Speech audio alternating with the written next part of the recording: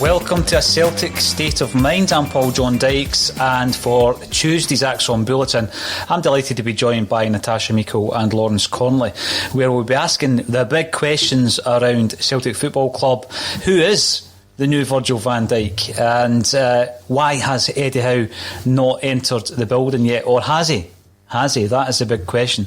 We'll also be looking at other subjects such as Odsonne Edouard and where we're going to be next season with strikers. We'll look ahead to the Rangers game, and I'll be asking Lawrence all about the COVID-5 as well, and the lack of transparency and consistency in Scottish football. Welcome to the show. How are you doing?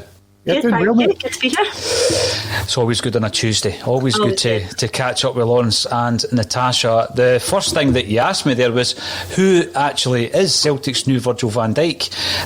It was an interesting conversation that John Hughes was having during the week there in the press. He's talking, he's waxing lyrical about Leo Hjeld. Now, I remember kind of earlier in the season, Colin Watt and I had quite a lengthy discussion around, looking ahead to next season. Are there going to be any of these young guys that are in the fringes that might actually be the next Stephen Welsh, never mind the next Virgil van Dijk, insofar as they're going to be in and around the first team? Natasha, what's your view on Hjeld, first of all? Do you know much about him?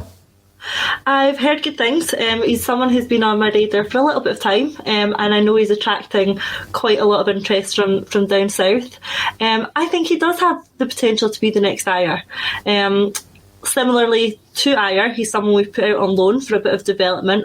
There's no saying that he can't now come back and have an impact in the first team. I think he needs more first team experience. Perhaps that means a second loan deal next season, but I think he's definitely one to watch. My concern is holding on to him. We've seen it far too often with some of these promising young players coming through the system, that they see a bit of interest if it's down south or Europe and they have their heads turned and they want to leave. Celtic need to create a very clear pathway for these guys to the first team, and they need to show them that staying at Celtic is going to be the best option for their career. So I hope we can do that with Hjeld, because I do see him being an Ajer type player. The comparisons with Welsh, I think, well, they're both very similar players in terms of, positionally, although I know Hjeld can play perhaps out to the left as well.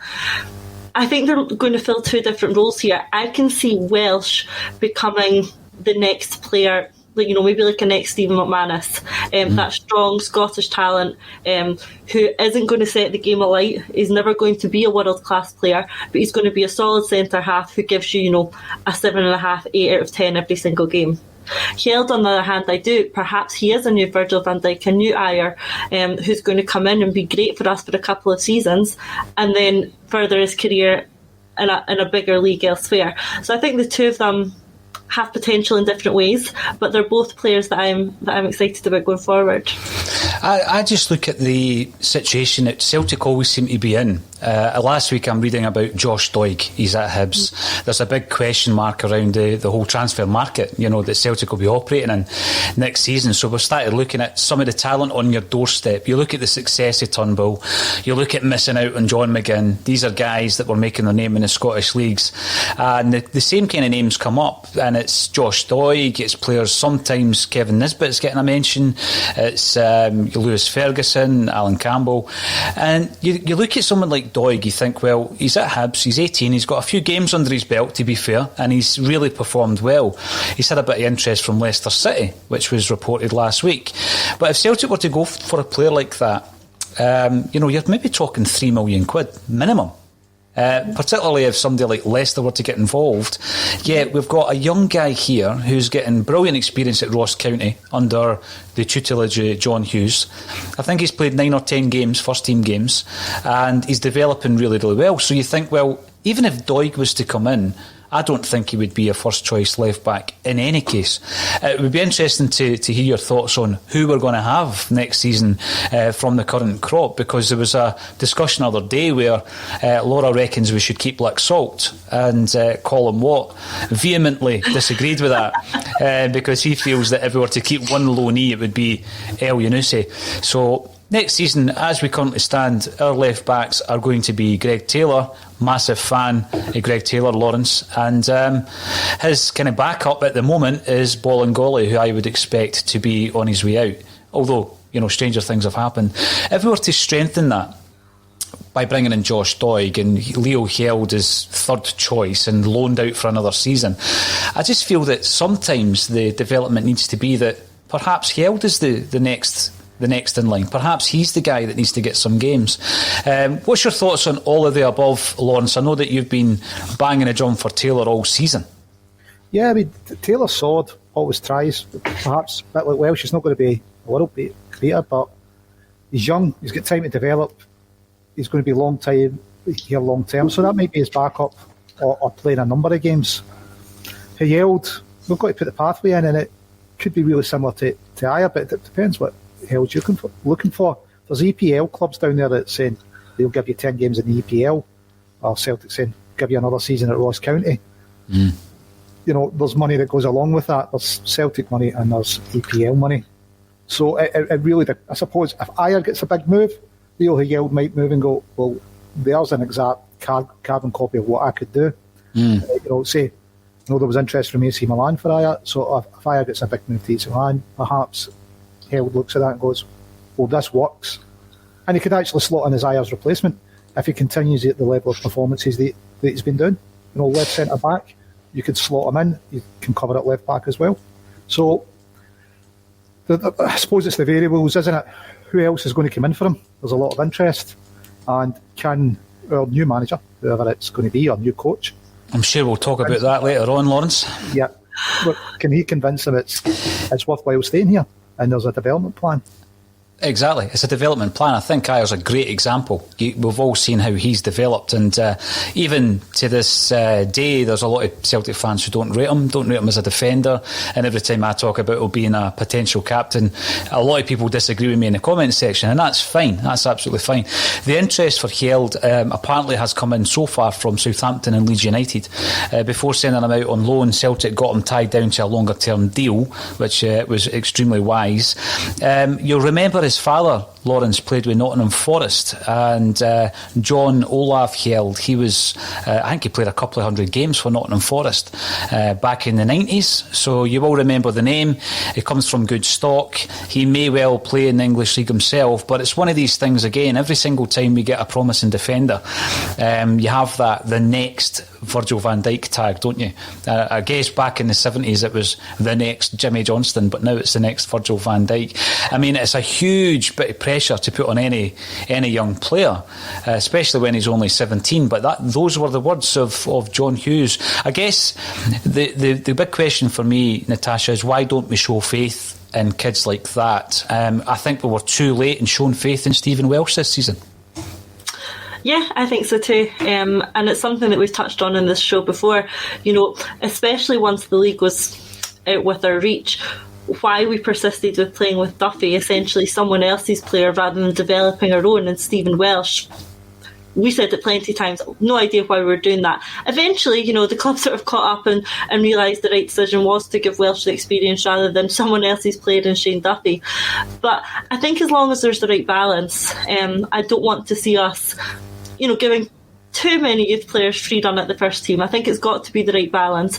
Let's give them appropriate time. Let's give them time when they're ready, and no one will know that better than their own coaches. But let's do look for a pathway to bring them into the first team when it suits and complement a squad of able first team players with some youth development. And the club need to find a way of better blending that in. Of that could possibly lead to discussion about the Colt team. That's been on the back pages of some of the papers today about the possibility of a Celtic and Rangers Colt team going into League Two, I think is the proposal at the moment. And that's a whole other debate in itself. Again, one which could be great for youth development. I think from a Celtic or even a Rangers perspective, great for youth development and great for developing our own. From a wider Scottish League point of view, I can see some issues, but selfishly, from a Celtic point of view, I do see the benefit in that. So that's perhaps another option for youth development, while keeping a few of them around the first team to get opportunities there. Oh yeah, I think so. And something needs to happen. We've spoken about it a few times on the podcast. Something needs to happen around the youth development to give them the pathway, because there's no doubt we're developing players. They're going elsewhere and they're performing elsewhere as well. So there's no doubt about that. But on the subject of left backs, Lawrence, I don't think we've fully replaced Kieran Tierney. We have tried a few times. We've brought in Bolingoli, Taylor and Luxalt since Kieran Tierney has left the building. He may well be leaving Arsenal as well, and that could give Celtic a sell-on percentage as well of his transfer fee, so that would be interesting. But when you're looking at left backs, it wasn't really an argument, but there was a debate between Laura and Colin around Diego Luxalt and whether or not we should keep a hold of him. Would you? I mean, it's obviously a player who's on big wages coming in from AC Milan. Do you think he may be used as a make-weight for any kind of deal? Milan apparently have shown an interest in Ayer and Odsonne Edouard. So he's definitely a player in there. Last World Cup, he was in the team of the tournament. The factors we've got to say is, what do we have at left back? If we've got Taylor, Bolingoli and Hyelda staying, we really need a fourth person to cover. How much money are we going to have to spend to rebuild the squad? How much would it cost to have him there? So I think he's a decent player, but do we need 4 left backs in the squad? No. I would say, yeah. No. So Bolingoli, it looks like we'll sell him, so that'll take it down to 3. If Hyelda stays and we're going to play him, well, it's often less riskier to develop him at left back and then eventually move him into centre back under a bit less pressure at left back. So if Hyelda's going to stay and we're going to keep him rather than loan him out again, I would suggest that it's going to give you Taylor and Hyelda for that position. And I don't think we need the third one on big wages. I don't know how much we're going to throw at the rebuild, but I'd imagine we're not going to get him for any less than 4 or 5 million, are we?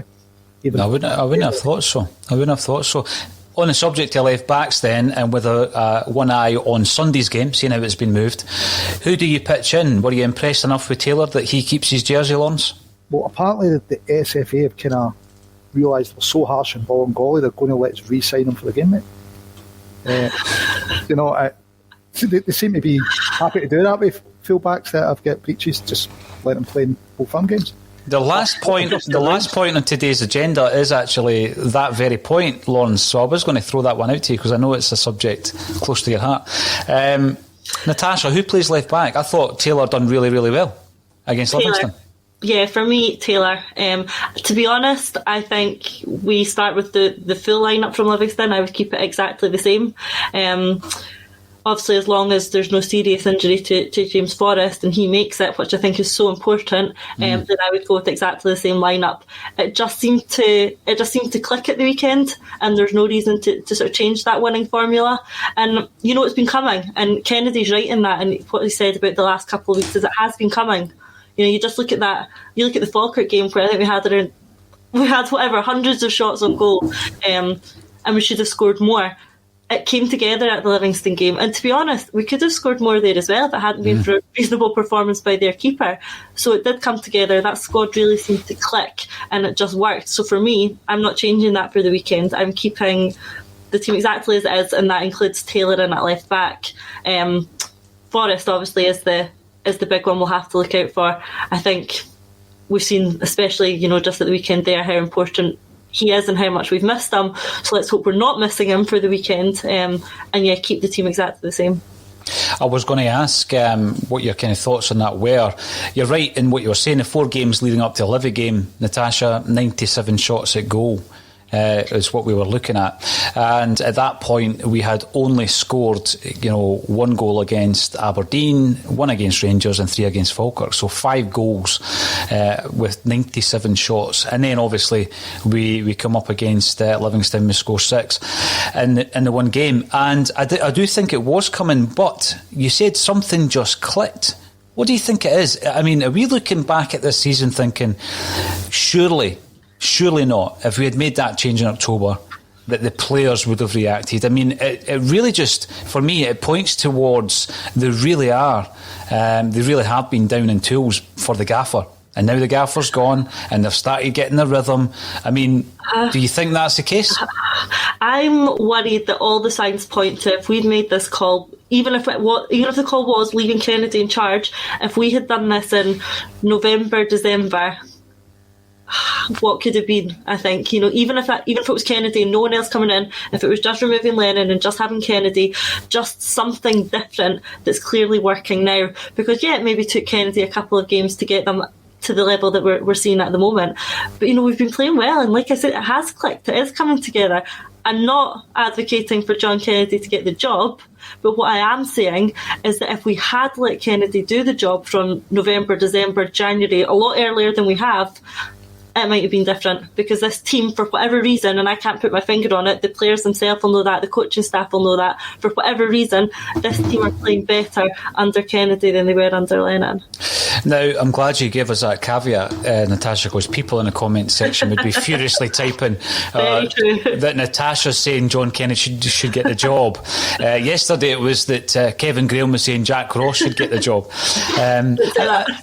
Well, to be fair, I think in the past I've gone on record and said quite a few times I think Jack Ross does a fantastic job.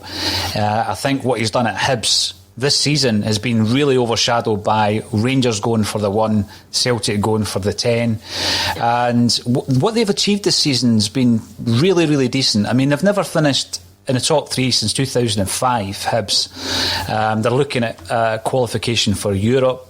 They've kept a hold of their best players, but the chairman's admitted they might lose 1 or 2 of them. And I think their best players are probably Nisbet, Dijk and maybe Porteous. So they're probably going to cash in on 1 or 2 of them due to the situation that we're in. But I still don't think that Jack Ross is Celtic management material. So although I do like him, and I think he does a really, really good job at Hibs, I hope nobody picks that up that I want him to be the gaffer at Celtic. I'm now at the stage, I've gone through all the different emotions through, getting Mark Hughes in, even in an interim basis at some point this season, to the end of the season, to looking at the Harkin and Maresca set up. That was a downgrade on my very first punt, which was Martinez and Maloney. And we've gone down, we've spoken about Keane, I've never been on the Keane bus, but I've basically put all my eggs in the Eddie Howe basket now. That's where I am in relation to the managerial situation. Absolutely. And we will talk about it. But in terms of the Rangers game, it's interesting you wouldn't make any difference, any changes rather. I said after the game, Lawrence, that I don't think it was David Turnbull's best game, but he showed a bit of tenacity in that he never gave up. He was constantly showing for the ball. A lot of players hide if they're not playing so well. And then on comes Ryan Christie, and he had a bit of an impact. Do you think Kennedy might tinker in that kind of department? No, I think he'll leave it alone if he can. I mean, looking back to the last Rangers game, I thought Diego had a really decent game, but I wouldn't change it. I'd leave Taylor in. 2 points. Last game was really good. He's got a better assist record. I suppose thirdly he's our player and he's probably the future. So we can't see develop players when in all likelihood we've kind of covered the left back and Diego's probably going back. So get Taylor in. The big worry is James Forrest, which is probably what's changed in recent games. It changes the dimensions of the park. You hear commentators. We didn't have any width in the team, so everything was going through the middle, which makes us predictable and easy to plays against. So Forrest gives us width, he also gives us pace. So sometimes it is just a ball over the top for him to run on it, but it changes things up for us. And I think that's probably the biggest change of the team. People are getting more space in the park because of Forrest, because he's stretching the park. They're not running into each other. With the 3 number 10s in the park, all trying to play in the same space, which has got to get frustrating at the least when they're trying to move into the same space or leave a gap free and somebody wanders into it. So I think our biggest change is James Forrest. And I think, we've got to hope that he's fit to play. I think that's our biggest change. But I wouldn't change anything. I'd go with Natasha, and hopefully John Kennedy will as well if he's listening. Go with Natasha and stick with it. I'm sure he is listening. But the James Forrest point that you're making there's been so many occasions this season, Natasha, where you're just wanting the breakthrough. It never comes. But when it does, then the whole game plan for your opposition changes. And I think the last 2 games, we've seen that James Forrest was that difference. He was the game changer. My concern, I guess, obviously, as well as the injury that he may have picked up, thankfully, he's got another 24 hours to recover from that now that the game's been moved to the Sunday.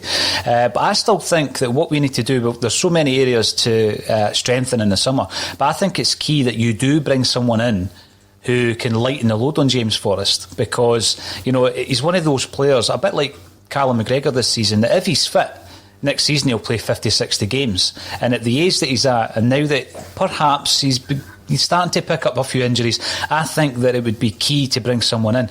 I mean, do we dip into the transfer market? Are there some loanees out there that we can bring back who might have a career? Is Shved one of those guys that could play back up to him?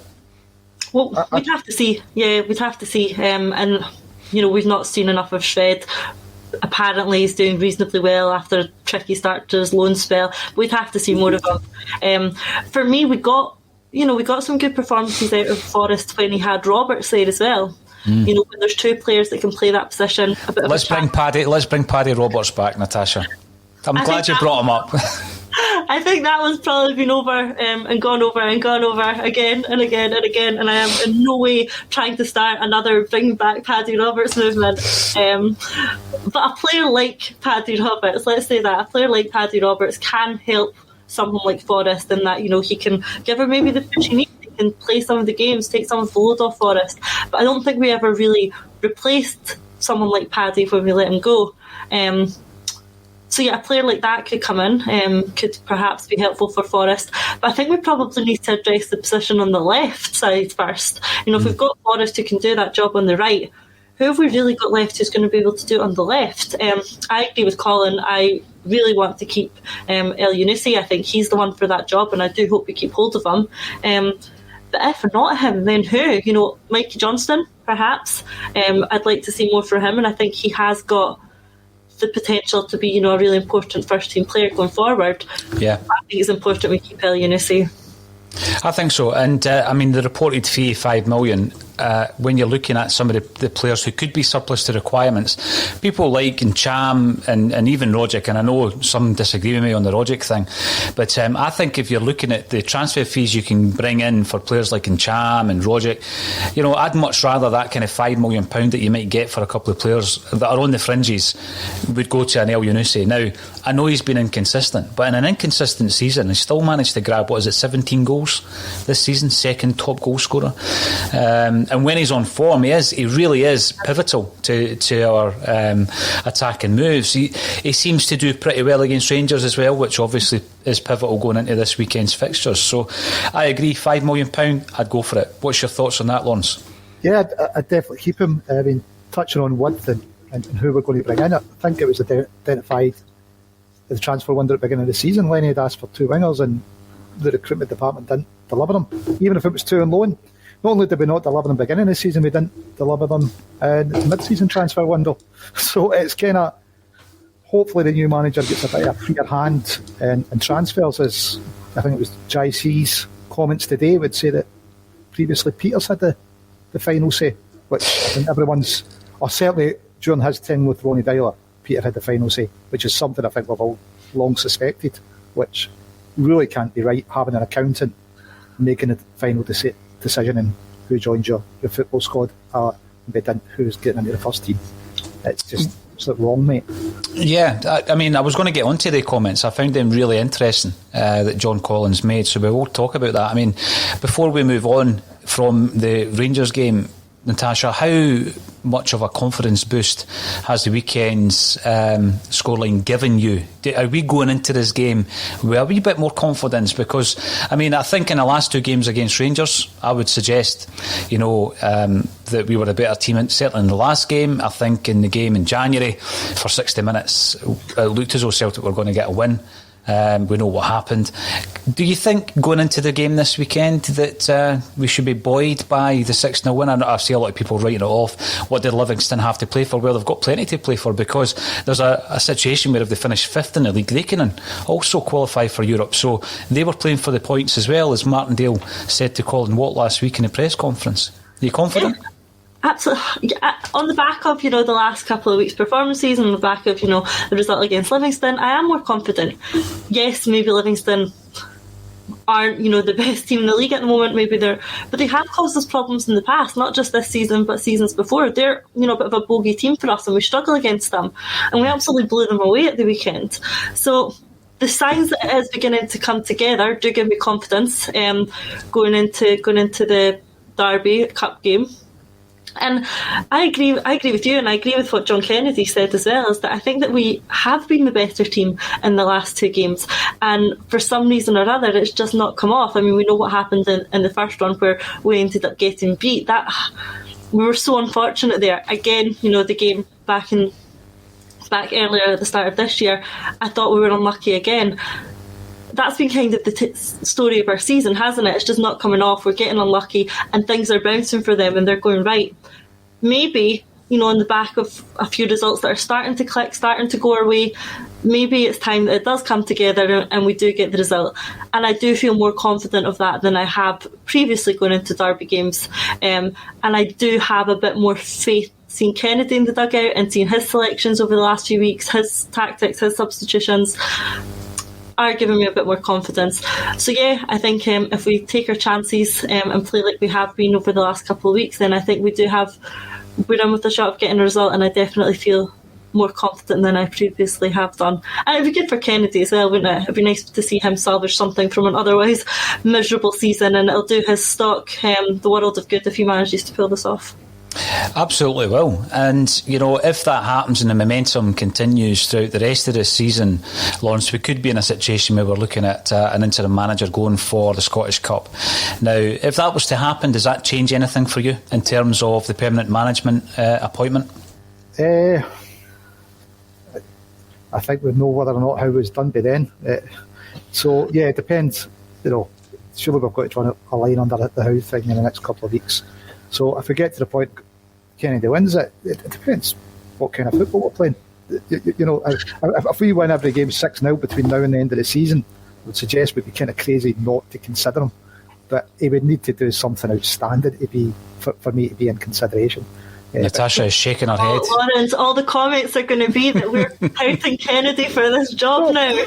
What I'm saying is he's just delivered a 6-0 win. He's averaging 25 shots on goal a game. If this translates into 5-6-0 wins over the next 10 games, so if he puts 11 games in a row with at least 5-0 wins, I think you'd probably then have to consider him.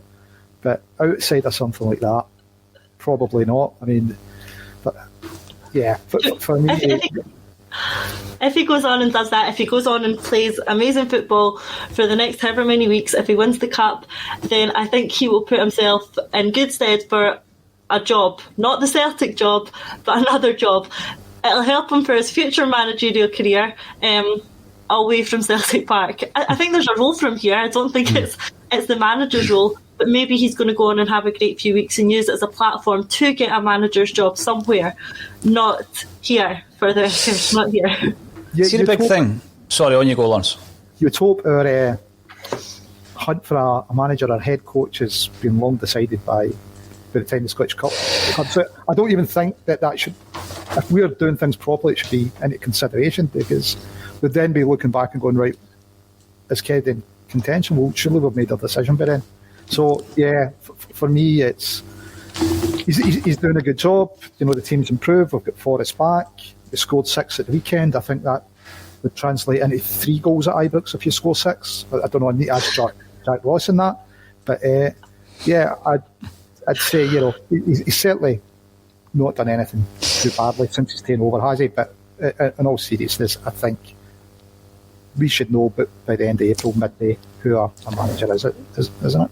I would expect that Celtic already know. That's what my expectation would be. But I know that Jim Orr always goes on about his expectation and the expectations that we should have. I would expect Celtic to know who the manager is, and it may well be a matter of time and timing as to when this is announced. Now, again, in the perfect world, we beat Rangers at the weekend. The new man comes in, Dominic Mackay comes in on a Monday, and it all happens next week. I mean, that seems like the perfect situation. Davy Provan, former Celtic winger, calls Eddie Howe overhyped. I don't think he is. I just think that, next week Celtic can't fail if they were to appoint Eddie Howe next week, because it would be either the perfect pick-me-up or they would be surfing the crest of a wave if, we beat Rangers in the Cup. Do you still think that's a possibility, Natasha? I think so. I do, and I think you're right. Howe's the one that unites the fans. Everybody's looking for him to come in, and it would be just so logical of the board to do something that unites the fans when that's what they need most. And I think everyone's getting a bit frustrated with the constant speculation, and we just want something concrete. And the longer it goes on, there's a sense of worry about the fans, and that builds and builds.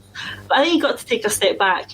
There's something that's been mentioned before, is that there's two people or two groups that aren't saying anything, and that's Howe and that's Celtic. And that's a good thing. We've given an unnamed representative on Twitter a lot of credibility when he's saying, there's nothing that advanced. But, negotiations take time. It's just the way it is, and it's taken time before. I'm a lawyer. I'm used to negotiations, and they can have hitches. They can be protracted. There's back and forward. Deals are on the table. They're off the table. And if I was Celtic, my negotiating position wouldn't be just to give the other side, give Howe whatever he wants, especially when he doesn't hold all the cards. But in this case, does Howe perhaps actually hold all the cards? He is the best candidate on the list. He's the one that unites the fans the most. So maybe in this case, Celtic do need to veer away from their usual negotiating position and just give him what he wants. So if that means telling Harkin that he doesn't fit along with Hughes, then maybe we need to, or we need to find a way that these two can work together. But again, Celtic are bigger than any one individual. So if Howe isn't interested, if he wants too much, then we maybe just need to cut our losses, stop wasting time, and move on to the next candidate. But for me, I'm confident that it's just standard negotiating, standard back and forward. It takes time, and we'll get an announcement in due course. You mentioned Harkin again, and I think that's going to be the next subject on the agenda today. The agenda, as if it's a meeting or something like that. But let's have a look at some of the comments. Rich Harrison, you're commenting on YouTube. For anybody out there who's watching on the YouTube channel, make sure to subscribe, because we are providing daily content, and it's all free of charge. It would be odd for an outgoing CEO to appoint a new manager before his successor is even in the door. But this is Celtic. Our CEO was also a de facto director of football. I don't expect news for a few weeks yet. So Rich isn't expecting an announcement next week. Mazhar Yousaf, a manager, won't be appointed until Dominic Mackay starts next week. His first appointment needs to be a blockbuster one. Eddie Howe will single-handedly bring in the season ticket money. Get it done, Celtic. I don't disagree with any of that, I've got to say. David Bradley reckons that God knows what's happening, but I'm not even sure he does. And the next one, OB boy, the more it goes on, the more I think the new manager is already managing the team. OB, come on. We've been here before. We can't go down that road. And Kaplan Mark, who regularly comments on the Axon Bulletin, can only think Mackay coming in on Monday is possibly the beginning of some movement. He needs to be associated with any announcements regarding the coach. Yeah, and perfect scenario. Exactly. He takes over on Monday. Celtic are into the next round of the Cup against either St Johnstone or Clyde, I think it is. I'm not looking that far ahead.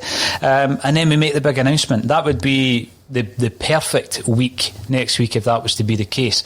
Now, we've mentioned Fergal Harkin today. There seems to be, and again, it might just be people putting everything together and coming out with this, that Virgil Harkin's the club's man, and Eddie Howe wants Richard Hughes.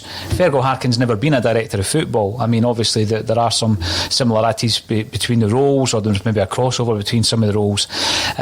You ask yourself, is it a deal breaker? Now, John Collins, as Lawrence said, was chatting about the situation that Celtic had, or the arrangement that they had with Virgil Harkin when Collins was number 2 under Ronnie Deila. And he said that he had a good relationship, this is Virgil Harkin, with Peter Lawwell, the outgoing CEO. And that relationship actually bore quite a bit of fruit. So Celtic got players such as Jason Denayer, John Guidetti, Patrick Roberts and Dedrick Boyata. I wonder if any of the other Man City boys, such as Jeremy Frimpong, Olivier Encham, etc., were, I guess, part of that relationship as well. Natasha, so it looks as though it's worked in the past for Celtic. Virgil Harkin obviously has had the pick of the crop at Man City. He's put them our way. He seems to be the man Celtic want in that position.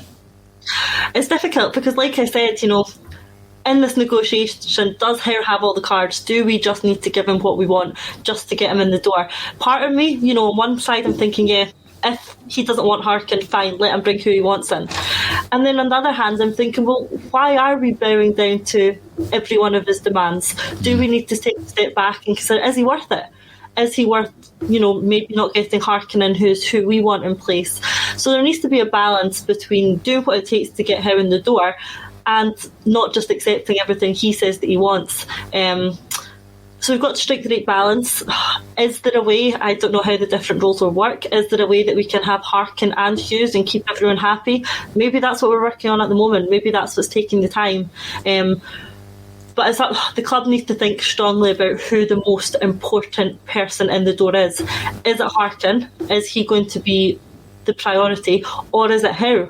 And if it is Howe, does that mean we need to sacrifice Harkin? So maybe that's what's taking the time. Maybe that's the negotiation that's going on. Not privy to these discussions, of course, but I personally think that could be the hold-up, and it'll be interesting to see the outcome of. It will be. I mean, Lawrence, is there a scenario where we just keep dipping into Man City's under-23 squad for the players that Virgil Harkin can give us, and we let Eddie Howe come in with his own team? Listen, it could be, but it leaves Harkin a bit of position with Man City if he's been promised something up here in Man City and he's been close to being out the door. There's one thing that I suppose Mazar and Capital Mark are right in that it would make more sense to announce it next week if it's done. If the recruitment process is running properly, we really want to know what the candidates' demands are before we go as far as making an offer saying you're the one. Because then that puts up, if we don't know the demands and say we'd like you, that kind of puts the candidates in a stronger position. And I suppose Natasha's phrase is they hold all the cards then, because we've kind of said, it's you we want, we've chose you. Because that information, as tight as you hold it, it'll seep out in football. And your second choice will know it's second choice, which is never a good place to start. The worrying thing about this is, if it hopefully is just for delaying the news until Mackay comes in, because time kills deals. And if you think back at 2 deals that struggled to go over the line because of what the players wanted, Skepovic, Ayeti, how would you judge those deals? There are no other deals that I can really think that have worked out where it's been dragged out like that because of negotiation in terms. Turnbull's dragged out, but that's really because of injury. We went back and bought him.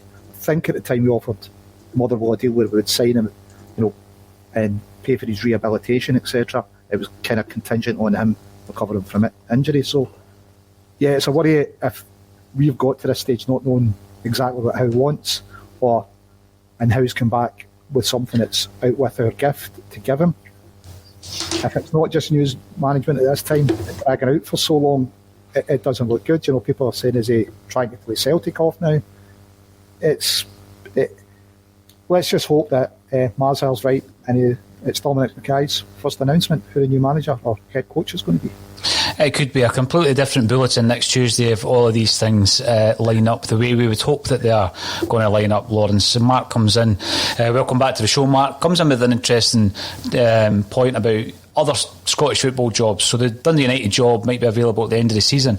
I mean, I think when you look at John Kennedy, he may well be proving himself, as you said, Natasha, to get a job elsewhere. I mean, you look at Jack Ross's performances, getting Hibs up to third place in the Scottish League. The big question is, can he get any better than that? Well, probably not. Unless one of the Glasgow sides capitulates, you're probably not going to get any better than that. So he's taking them into Europe. He might win a national cup at some point. So Jack Ross might be someone that other clubs are looking at. He might go back down to England, and then a couple of managerial positions could be available. We've said it about Scott Brown in the past. You don't learn on the job at Celtic. You should go away and prove yourself elsewhere and come back once you've proven yourself, and that could well be the route for John Kennedy to take. I mean, I've seen some of the comments coming through in relation to the fact that, you let Lenny down, when things weren't working for Neil Lennon, John Kennedy wasn't there, etc. And I mean, I've got to say, you could go through all the previous podcasts. I've said it myself quite a few times. Get Kennedy out in front of the press after the games, give him a hand. And, it's a difficult one because no one really knows what's going on behind the scenes. I mean, it looks from an observer's point of view to be a much happier camp. The players look happier, and there seems to be a bit of a relationship on the sidelines as well, Natasha. But it's unfair. It would be unfair for me to say, also that it was all down to one individual, and that one individual was Neil Lennon. There's certainly something changed since Lenny's left. Yeah, I mean, that's it, and I'll hold my hands up as well. I was critical of Kennedy when he was working under Lennon. I criticised his body language, I criticised his shrugs, I criticised the way he looked standing at the side of the park, the way he sat down. I thought he looked miserable. I blamed him for not taking some of the press conferences. Yeah, I gave him all that criticism as well. And, quite rightly, like some of the comments have said, and like I said as well, he was part of, that coaching setup. He was one who wasn't getting us to perform either. It wasn't Lennon on his own out there every day on the training ground. Kennedy was part of that. But then, you have to take a step back and look at it. Maybe Kennedy didn't have the autonomy, or he definitely wouldn't have had the autonomy that he has now under Lennon. I know, how long has Kennedy been around the coaching setup for? 5-6 years, under some really great managers like Rodgers, and achieving excellent results. And now he's, I don't want to say free of Lennon, but now that he's separated from Lennon and perhaps imposing some of his own ideologies and his own tactics, his own, sense of football philosophy, it's looking better again. So maybe some of my criticism and some of everyone's criticism of Kennedy during his time under Lennon is maybe a bit unfair. For 5 out of the 6 seasons that he's been around the first team set up, he's been excellent. One bad year under Lennon as manager and a difficult season, it hasn't went very well, and he was part of that. But yeah, credit where it's due now. I think he's got us firing again. He's got it clicked, and like you say, it looks happier. The coaching team look happier. McManus and Strachan look happier on the touchline. The players look happier on the pitch, and the performances are an end product of that. So yeah, for whatever reason, like we said earlier in the show, I can't put my finger on exactly what it was, but for whatever reason, this team are performing better for Kennedy. They certainly are, and hopefully that continues for the rest of the season, Natasha. We might get some silverware at the end of a bit of a drastic season. Wee Jimmy on YouTube, welcome to the show, Wee Jimmy. Zip it, Davy Provan. What is it with ex-Celts on Sky and their negativity? David Provan obviously came out and said that Eddie Howe is overhyped. Moravchik comes in to remind us that Pep Guardiola suggests differently from David Provan. I think what you've got to do is you've got to ask yourself, well, what does David Provan really know about Eddie Howe? Has he ever worked with him? Well, the answer's no.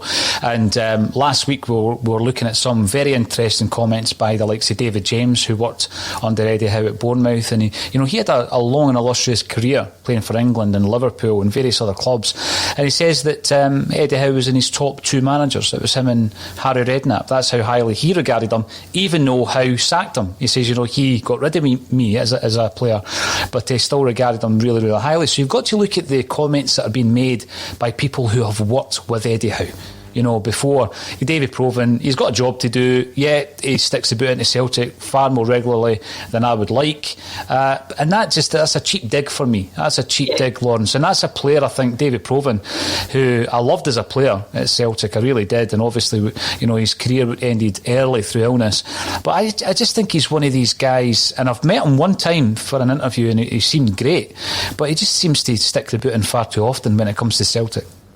Yeah, I think we never say that any of the media are positive towards Celtic, so sometimes they may get asked a question that's slanted a certain way. Is he overhyped?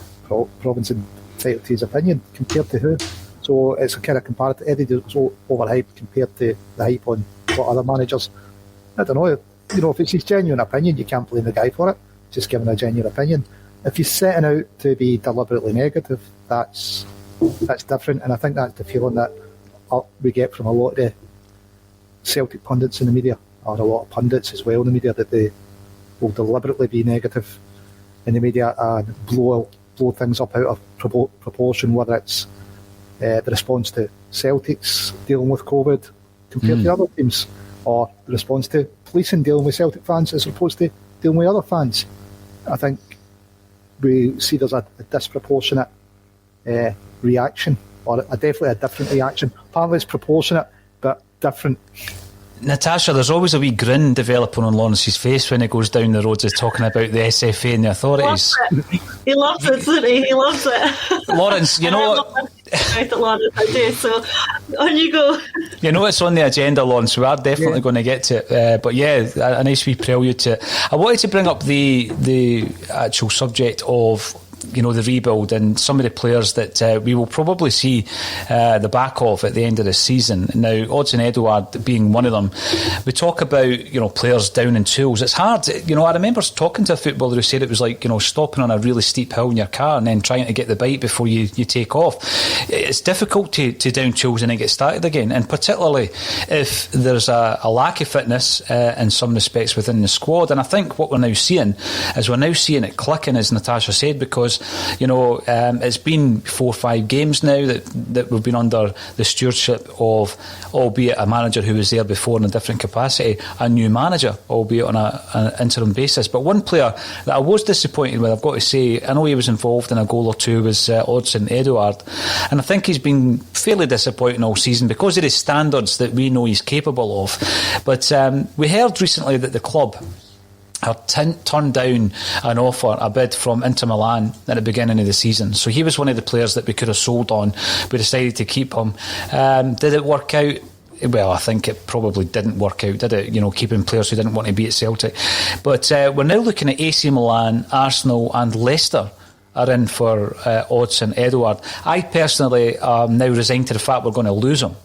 But what it does for me is it begs the question, where are we going to be striker-wise next season? So it leaves us with Griffiths, Bayo, Klimala and Ajeti, the aforementioned Ajeti. I'm also thinking Griffiths is probably on his way out by the looks of it. He could go for free in the summer. Bayo's playing second division football in France at the moment. I don't think there's a future for him. And Klimala, it's been said, is going to go to New York on loan for at least a year. So all that leaves is Ajeti. So again, it's a position, Natasha, that we need to strengthen, but is it also an opportunity for Ajeti to actually come to the fore and show us why we paid £5 million for him? Yeah, I think you're right. I think next season, looking ahead, I think Klimala will be off. There's talk about New York. I think Griffiths will be off. I think he'll end up at Aberdeen. I don't think Bayo will make the cut, and I think Edouard will go to somewhere else, England, abroad, wherever that is. So that does leave Ajeti. For me, Ajeti's disappointed me. And I get that he's in a bit of a difficult position here because we're not starting him, really, not often enough. We're starting Edouard and Ajeti's coming on, 30 minutes, 20 minutes, whatever it might be. And he's coming on at a time that usually, the game's maybe gone, or that we've just made a lot of subs and the flow of the game's sort of gone. So he's not getting a chance really to show what he's capable of, and I get why he must be frustrated. Look, when we brought him on against Livingston, plenty of goals had already been scored. I'm sure he was desperate to come in and get on that score sheet as well. He didn't manage. But again, we probably, on the other hand, we weren't creating as much chances as we had been earlier in the game. Had he been on earlier in the game, had he been playing in place of Edward, maybe he would have got those goals. I get why he must be frustrated, but for me, I'm slightly concerned that, on the chances that he is getting, he isn't showing that he's got the ability to lead the line next season. I think he needs to start getting some 90 minutes or, at least 70, 80 minutes under his belt. He needs to start starting games, and then we'll really be able to assess him properly. With the cup game, with the derby game, yes, start Edward because, we're still really going for that. We still have something to play for there. In the league games, I would like to see Ajeti come on from the start and get a real chance, in the crux of the game to show us what he's capable of, because I'm still on the fence with him a bit. It's one of the ones we were talking about at the beginning of the season, Lawrence. Started off really, really well. We had a brilliant goals to minutes ratio and nothing. Absolutely nothing. I mean, and as you're saying, Natasha, when he comes on, it's often either to try and win a game for us, which is quite unfair if we're playing really, really poorly, or it's in the dying embers of a game that's already kind of won and he runs about, but he doesn't seem to get much in the way of possession, even never mind chances. But I mean, the same could be said there against Livingston of Lee Griffiths. I can't remember anything that he contributed really to that game, and that follows his first start since January against Falkirk, where in terms of the kind of standards that Lee Griffiths has set, he had 2 gilt-edged chances 12 yards out, Lawrence, and there's only so often you can say, it's down to a lack of sharpness. I know it's different, match sharpness is different from training every day, but the ball came in 12 yards out and he miskicked on 2 occasions. It seems as though he's probably lacking a wee bit in confidence, as is Ajeti. Is it a proper clear out that we're requiring, or do we try and see what Ajeti? I mean, I'd be assessing him right now, but obviously Kennedy's side's playing so well, it's going to be hard to drop anybody to bring in Ajeti. I think if Howe's the new man, he'll watch the videos and everyone in the squad, there'll be some level of assessment already been done. On Griff, I don't know where his head is.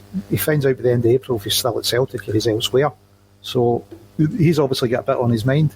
If he's elsewhere, he'll have a good idea of what Aberdeen want to offer him. Let's see, even if it's not official, we'll already have an idea. If it's for Celtic, he'll be thinking, I've got a year on decent money, who knows after that. So he's got a bit in his mind, Griff. If you've touched, he's not been match fit all season. Is he the future? Probably not. Is he a backup? Possibly, because we're going to be short in the striking department. We really need to see what Ajeti's got. Would him and Moy be an option next season if we keep Moy? They played together well at Ball. Who knows? Ajeti had good, goals to minute ratio beginning of the season. He seems to be more of a penalty box striker. He'd be relying on chances coming from out wide. We've not really had any width all season, so maybe that's why he suffered a bit. But yeah, he definitely needs to play. We can't judge him truly judge him unless he's getting some competitive minutes and not 10 or 20 minutes at the end of a game. Start and get a full run out for 2 or 3 games running should get him up to speed, and we should then start to see what we've got. Yeah, I mean, looking at Lee Griffiths, the thing with him is, I was reading somewhere that his last year, which is an option for Celtic, Natasha, would cost us £1 million in wages. But when you're looking at that, you think, well, what could you get if you were to go out and buy a player for £1 million? You wouldn't get the goals that Griffiths would get you if he played, and that's the big caveat. That's the big issue. If he played, and he's not been playing for the last 3 seasons really, averaging 25 games a season for 3 years. Are we cutting our losses on Lee Griffiths? I am personally. I think it's time to let him go. He's had a lot of chances around here. It's not working out. There does have to be a time. You just have to call it and say, that's it. We can't keep, this wage on the wage book that could be going to someone else. There has to be a time you call it. For me, now is that time. And I do get that it's a very low transfer value to get in. If we do even get £1 million, if it's Aberdeen or Hibs, are they really in the market to spend £1 million on a player? It might not even be that. So we might not be making any money in at all. And then I see the other side of the argument, well, it's worth £1 million for him not to go to Aberdeen and score against us. I get that point too. But for me, I think it's time for Griffiths to move on. I've seen no indication that we are going to start seeing the best out of him. So yeah, I cut my losses at this stage and allow him to move on elsewhere. And if that is another team in our league, fine. If he ends up coming back to bite us and scoring a goal against us that wins Aberdeen the points or whatever, then I hold my hands up and say, fair play to him. But I would be cutting my losses at this stage. Well, here's an interesting one from Dean Dawson. I think Celtic will be really active in the transfer market anyway, but you're looking at players like that and you think, well, you might be able to do a deal. There's really, really useful players in the Scottish leagues, and some of these teams would benefit from a player like Griffiths. Aberdeen, I think Hibs seemed like an even better fit for someone like Griffiths. Do we use it as a make-weight? Who knows? I said last week, I'm a big fan of Ferguson, and I think that he would be a good addition to our squad, particularly once Scott Brown's away. Could Aberdeen pay a transfer fee for Griffiths under normal circumstances? No. But if he's going there on free, they still need to come up with his wages. And that's a club that's already come out and said that they've been losing something like £1 million a month during the pandemic. So it may well be that, Celtic are going to lose Griffiths for nothing, but there are other players that we can use as make-weights for possibly bringing in some players from other Scottish clubs. Now, Lawrence has been waiting very patiently to speak about the COVID-5. Now, we don't go on about Rangers that often on this podcast unless we're talking about them as opposition, because it's a Celtic state of mind. However, the question on my lips, Lawrence, would be that Dominic Mackay's coming in on Monday. Should his priority be to finally challenge the SFA when it comes to consistency, when it comes to transparency? This is just one in a number of issues that Celtic have faced when it comes to such inconsistencies, whereby you allow a team, you allow one team to investigate a matter internally themselves, which takes 3 weeks, almost a month, whereas a player from another team, i.e. Bolingoli, gets hammered almost immediately. It puts us into a situation where those players are able to lodge an appeal, which isn't heard until 3 days after the big cup game. So John Kennedy quite rightly came out and spoke about the hypocrisy of the SFA. Is this a priority for Dominic Mackay, just to basically draw a line in the sand as soon as he comes into office? I don't think this is a Rangers question. I think it is an SFA question, and I think it's got to be, is there fairness? We already know there's a different set of rules called the 5-way agreement. We already know Rangers have said to the SFA, you don't have the authority to decide on matters involving us, which, it's the only club. The SFA have decided that they don't have the authority. It needs to go to Switzerland. Maybe the SFA have realised how impartial they are when it comes to Rangers, and that's why they think they don't have the authority to deal with matters involving them. I don't know. But for us, surely the least we can expect is fairness. Now, whether that's Bolingoli or Larry taking a hammer for having a pint with Duffy at the side of the pool. We see Steven Gerrard arriving with 3 or 4 people in a car. He's breaching the same regulations. The day we lost the league, the Rangers eventually won that first title, the players are leaving 4 or 5 in a car, drinking in a car, again, and breach of regulations. The police were there, the SF's there, it's been on TV, the investigation's ongoing. Even if we want to touch on the racist abuse that Duffy received at New Year, walking into Ibrox, the police stood and witnessed. I believe the investigation started 2 days after they witnessed it, and it's still ongoing. As far as I know, no one's been arrested. There seems to be that, whether it's the SFA or the police, they want to treat us differently. If you look at the way they treat the Green Brigade in Kettledam and George Square, it seems to be different. The Kettledam could be a proportionate response in having a free-for-all and walking a set of fans round about the city could be proportionate, but why do you choose to treat one in a friendly manner and you're aggressive to another? And I know that report has been marked as secret now and we can't read it, but they've investigated themselves and just tell us it's proportionate. I don't think proportionate is what we're asking. We're saying, why is it different? Why are you treating us different? Is it because we're Celtic? Is that why you treat us differently? And I think McCann stamped down it when he first came in. John Reid then stamped out on it as well. And I think it's something that, and every fan shares a frustration that we seem to just sit back and take it. Lenny had to speak out about it early in the season. John Kennedy's had to speak out about it. Where's our board? Why are the guys that are paid to manage the football team having to challenge the rules? Where is our board? Where's the guy that's running the club? Why is he not speaking out? Do you think, Natasha, that this is on the priority list? Kevin Graham gave us an indication of Dominic Mackay's first week in the job yesterday, which was quite amusing. Do you think that he's got far more priorities than finding out where the biscuit stash is? I'd hope so. And all he's got to really ask for is consistency. That's all we're asking for here. That's, what Lawrence is saying. That's what we're saying. We're not telling the SFA what the rules should be. We're not telling them what the punishments should be, what the process should be, what the investigation process should be. That's for them to decide. As long as they apply it consistently, fine. If there's the same rules for a breach, whatever they may be, we'll accept them as long as they're applied consistently. And if they're not applied consistently, or if there are differences, then have transparency and tell us what those reasons are. Tell us why one case was dealt with in a matter of hours and one was dealt with in a matter of months.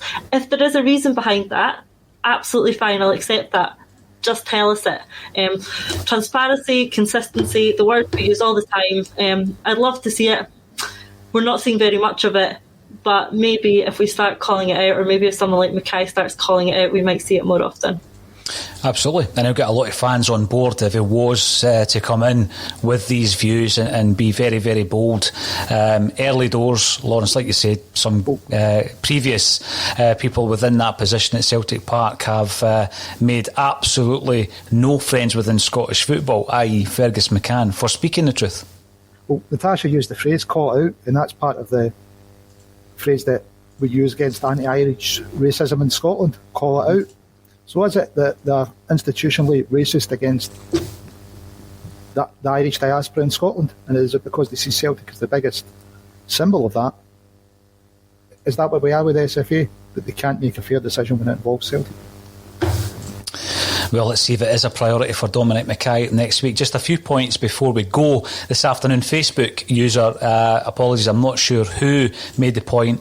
Griffiths for Dijk. Now, this is an interesting point. Moravcik also follows up on it. Let him go home to Hibs and take Dijk. My question would be, where do we stand on that when it comes to his contract? Because we actually have an option. It's like the Jozo Simunovic deal, isn't it, where we have an option of an extra year. So he's out of contract in June.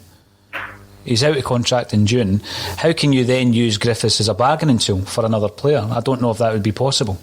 I think you have to take up the option. You'd have to take up the option so that he's on your books for another year, if you like, so he's still our asset. So take up the option to keep him for another year, extend the contract, and then use him as a transfer for Dijk, Nisbet, whoever it's going to be.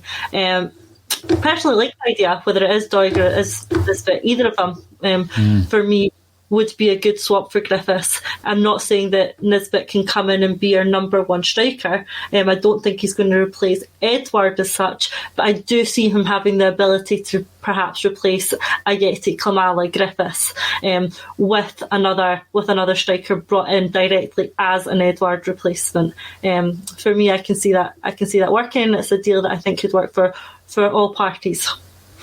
One final point before we go.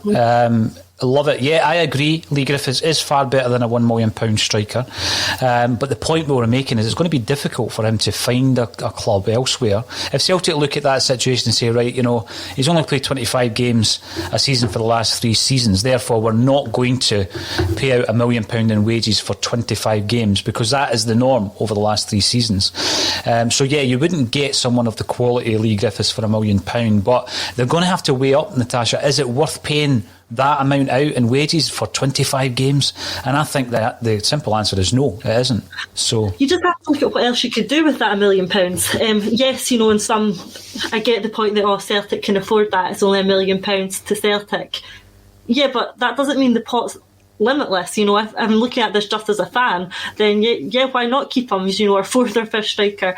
But if you're looking at it from a club perspective, a PLC perspective, if you like, the pot isn't limitless. So that £1 million could be used to, I don't know, directly fund Nisbet's wages, or be put together with another 5 or 6 million to fund an Edward replacement. So, even though it is only 1 million, if you like, and I say that loosely as if 1 million is nothing, but to a club of Celtic, if it is only this 1 million, there are still other uses for that. So I get the point that it's not the largest sum of money, but a 25 game a season return for this $1 million isn't enough for me. Absolutely not. Welcome back, Lawrence, just as we're finishing up. It's been, once again, fantastic to join Lawrence and Natasha for the Axon Bulletin. Thanks to everyone who gets involved in the comment section, whether you agree or disagree with us. But comments like that from Gordon, I think you're on the wrong podcast, Gordon. But thank you for joining us. I don't know how they have the time, Natasha. Thanks for joining us on Twitter, Facebook and on YouTube. And as I said before, if you are watching on YouTube and you haven't done so, subscribe on there. There's loads of content coming your way in the coming months. We're averaging 3 broadcasts a day across the channel. All that's left for me to say until next week, thank you Lawrence Connolly and Natasha Meikle for joining me on A Celtic State of Mind.